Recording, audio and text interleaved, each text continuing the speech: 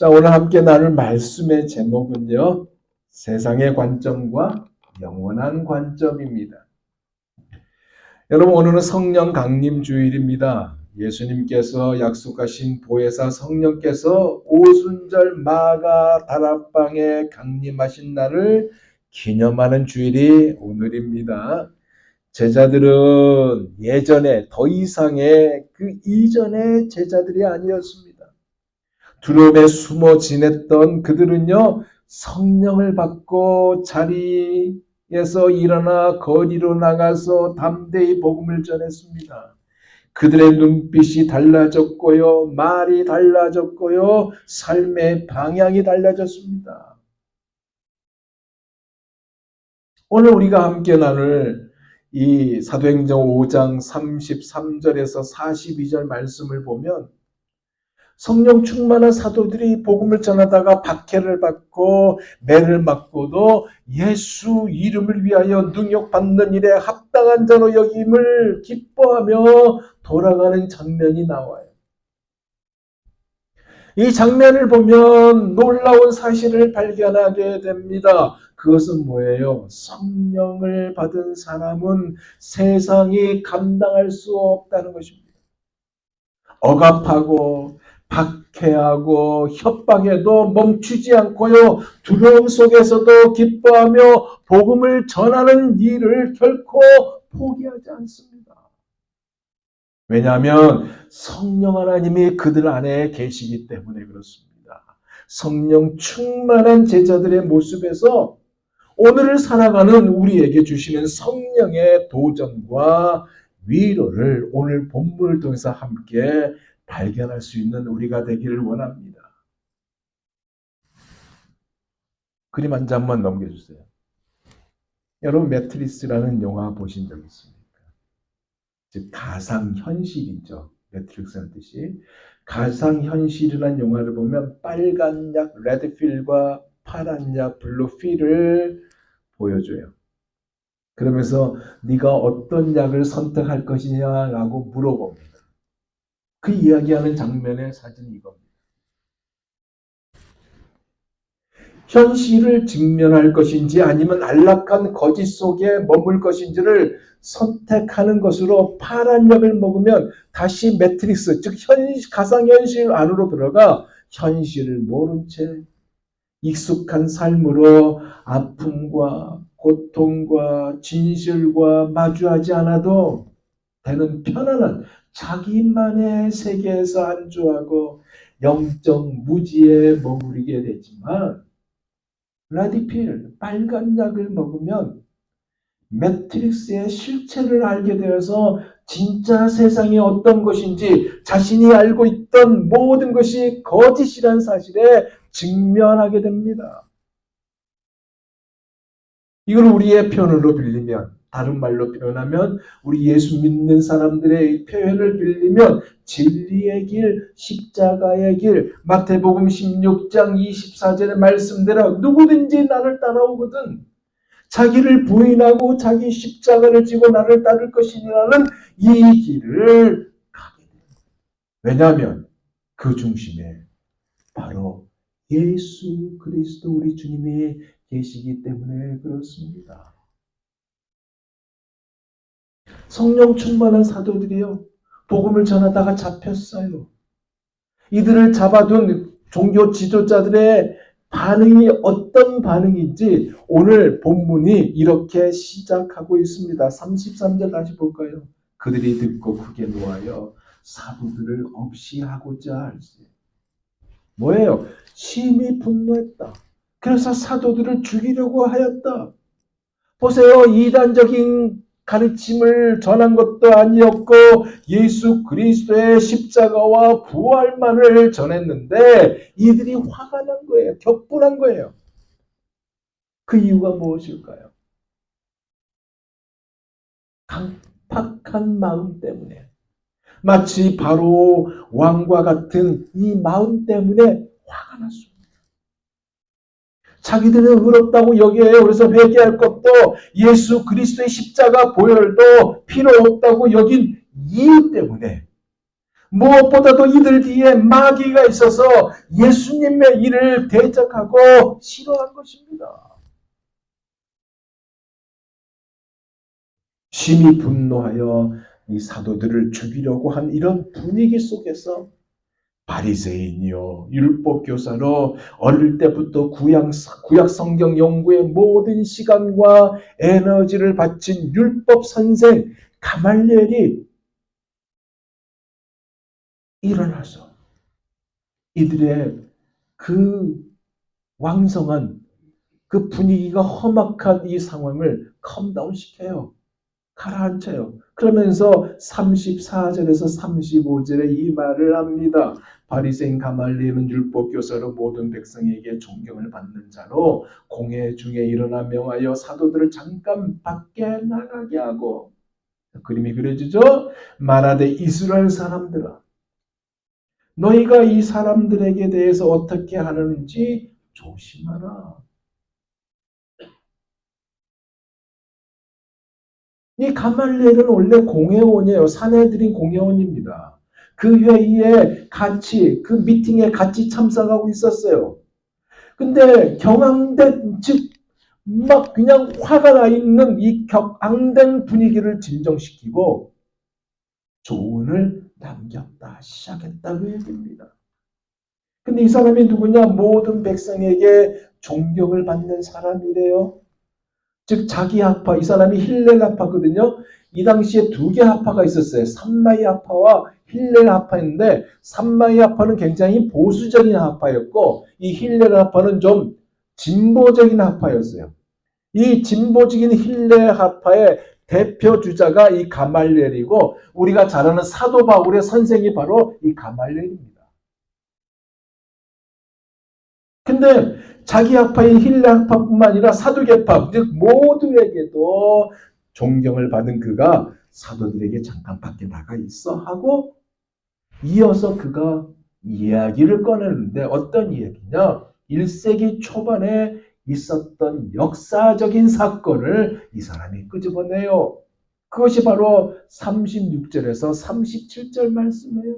이전에 드다가 일어나 스스로 선전함에 사람이 약 400명이나 따르더니 그가 죽임을 당함에 따르던 모든 사람이 흩어져 없어졌고 그 후 호적할 때 갈릴리 유다가 일어나 백성을 꾀어 따르게 하다가 그도 망한즉 따르던 모든 사람들이 흩어졌느니라.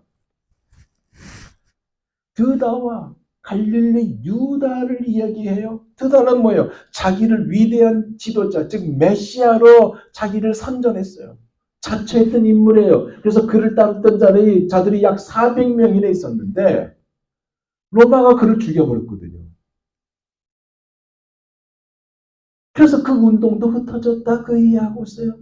갈릴리 유다는 AD 6년경에 로마의 인구조사, 즉 호적을 하는 조사가 있었거든요. 그 호적 등록을 거부하면서 반란을 일으켰던 자입니다.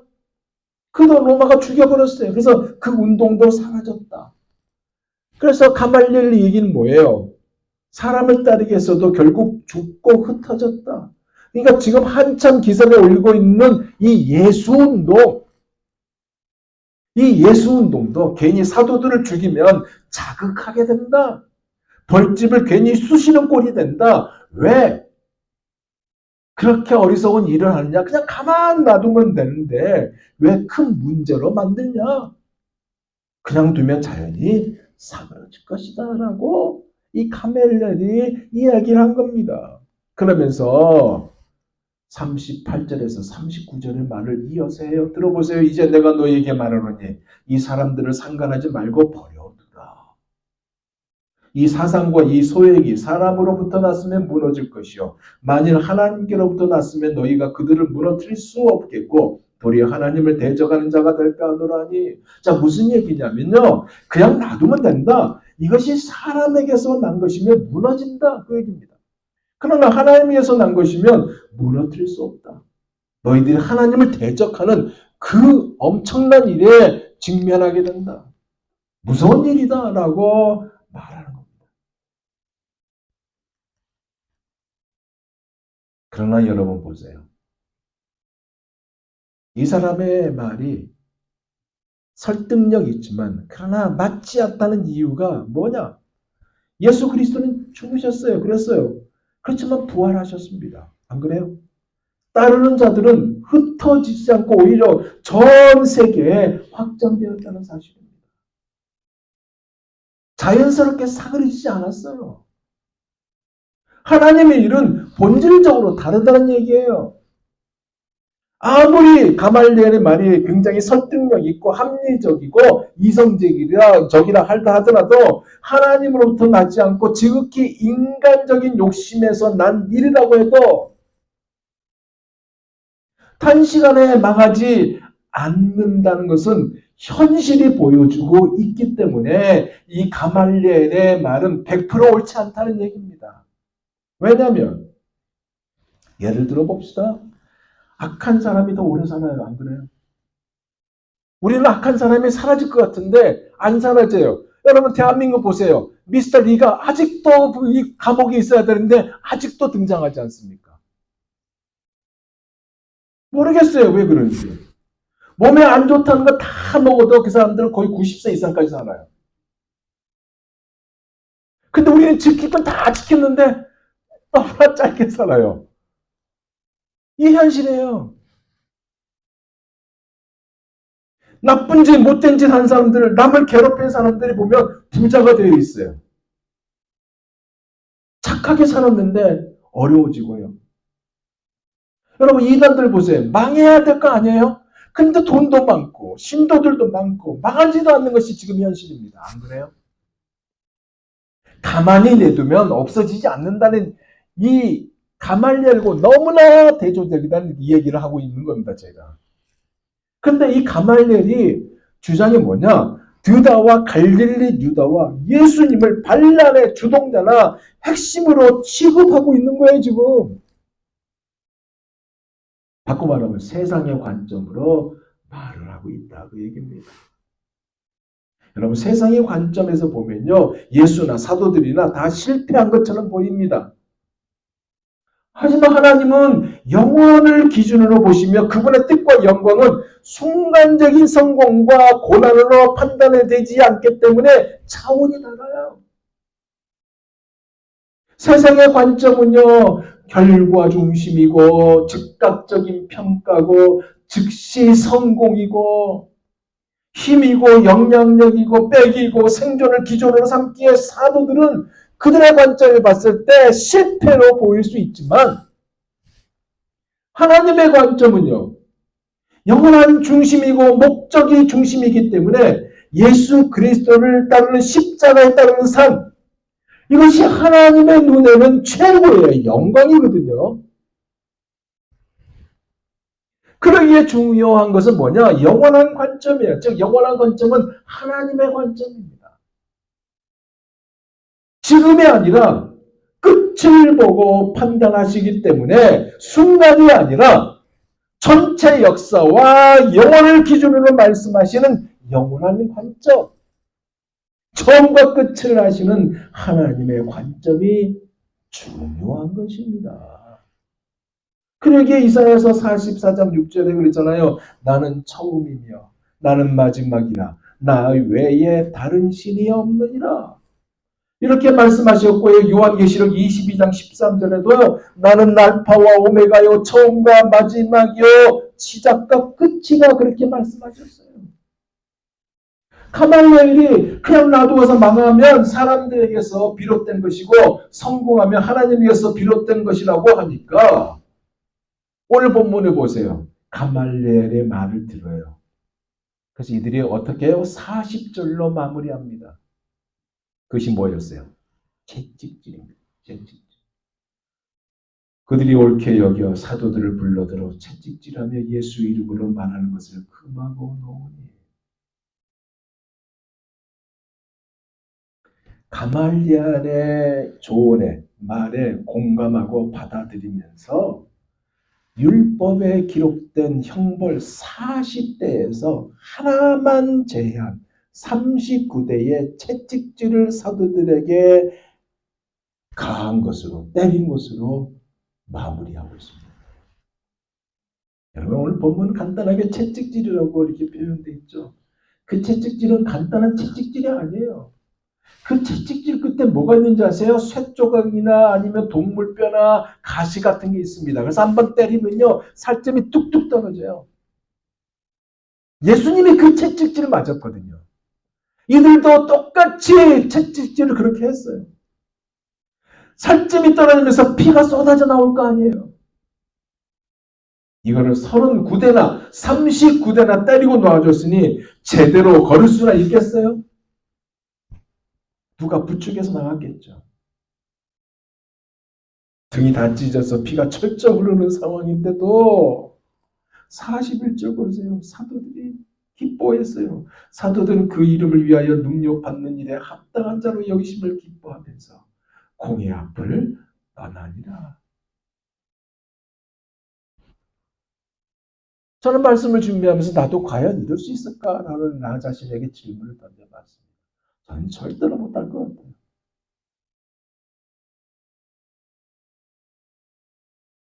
여러분 어떻습니까? 사도들을 때리면서 이 때리는 자들 그리고 공회원들은 아마 키득키득 웃었을 거예요. 기뻐했을 거예요. 근데 이 매를 맞은 사도들의 기쁨은 이들 기쁨과 달랐습니다. 그들은 어쩌면 예수님께서 말씀하신 산상수훈 설교가 떠올랐을 거예요. 마태복음 5장 11절에서 12절 말씀이 떠올랐을지 몰라요. 그때 들었을 때는 몰랐는데 채찍을 맞으면서 능력을 받으면서 어쩌면 그 말씀이 떠올랐을지 몰라요. 그 말씀이 어떤 말씀이에요? 나로 말미암아 너희를 욕하고 박해하고 거짓으로 너희를 거슬려 모든 악한 말을 할 때는 너희에게 복이 있나니 기뻐하고 즐거워하라. 하늘에서 너희의 상이 큽니다. 너희 전에 있던 선지자들도 이같이 박해하였느니라. 이 말씀이 생각났을 겁니다. 그래서 기뻐했어요. 그래서 사도 베드로가요. 베드로전서 4장 11절에서 12절에 이렇게 전하고 있습니다. 들어보세요. 사랑하는 자들아 너희를 연단하려고 오는 불시험을 이상한 일 당하는 것 같이 이상히 여기지 말고 오히려 너희가 그리스도의 고난에 참여한 것으로 즐거워하라. 이는 그의 영광을 나타내실 때 너희로 즐거워하고 기뻐하게 하려 함이라. 그렇게 걷지도 못하고 질질 끌려 나갔을지도 모르는 이들이 그러면 여기서 스탑하는 게 맞잖아요. 근데 이들이 멈췄나요? 멈추지 않았어요. 42절 보세요. 그들이 날마다 성전에 있든지 집에 있든지 예수는 그리스도라고 가르치기와 전도하기를 그치지 아니하니라. 이들은 나오자마자 날마다 에브리데이 날마다 성전에 있든지 집에 있든지 예수는 그리스도다. 구원자이심을 전하고 가르쳤어요. 자기들만 알던 아주 이기적인 이들이었잖아요. 안 그래요? 예수님이 자신의 고난과 죽음의 부활을 이야기하는 동안에도 누가 크냐고 싸웠던 이들이었잖아요. 주님께서 십자가에 못 박히신 결정적인 순간에 다 도망가 버렸던 이들이었잖아요. 이제는 그들이었는데 이제는 어느 장소이든 집이든 성전이든 어디든 예수는 그리스도다. 예수는 메시아다.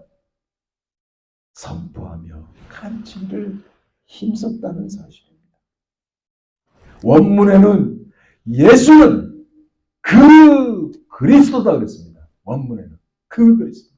지금까지 이스라엘이 기다리던 그 그리스도가 바로 예수 그리스도다. 예수님이다. 너희들이 십자가에 못 박아 죽인 예수를 하나님께서 다시 살리셨고 그리스도가 되게 하셨다. 우리가 그 일의 증인이다. 한마디로 예수가 그 그리스도다. 우리는 이것을 말하지 않을 수 없다. 뭐예요? 영원한 관점. 하나님의 관점을 가지고 선포하는 이들이 되었다. 그 얘기입니다. 사랑하는 여러분, 오늘은 성령 강림 주일이라고 그랬어요. 성령 받은 사도들을 세상의 위험 앞에서도 이들은 멈추지 않았습니다. 핍박 가운데서도 복음을 전하고 매 맞고 나서도 기뻐하며 금지를 당해도 예수는 그리스도다라고 이 진리를 쉬지 않고 가르치고 전하였습니다. 여러분, 성령은요, 단지 감정의 충만함이 아닙니다.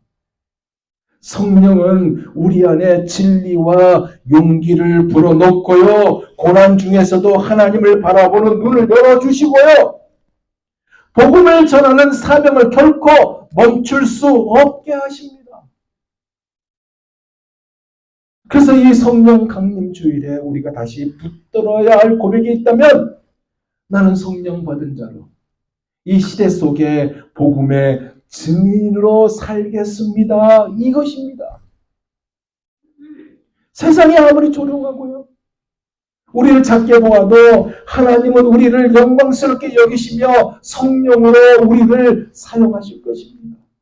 왜냐하면 성령 받은 사람은 멈추지 않을 것이고 복음은 멈출 수 없기 때문에, 그리고 성령 하나님이 우리 안에 계시기 때문에 그렇습니다. 이제 다시 우리의 심령이 성령의 불로 타오르기를 원합니다. 성령 충만을 달라고 기도할 수 있는 우리가 되기를 원하고, 세상의 관점이 아니라 영원한 관점, 하나님의 관점에 머물는 우리 모두가 다 되시기를 예수 그리스도 이름으로 축원드립니다. 기도하겠습니다.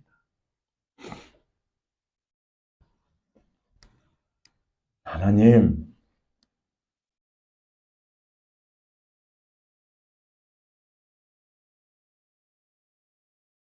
우리가 사도들의 입장에서 39대나 채찍질에 맞는다면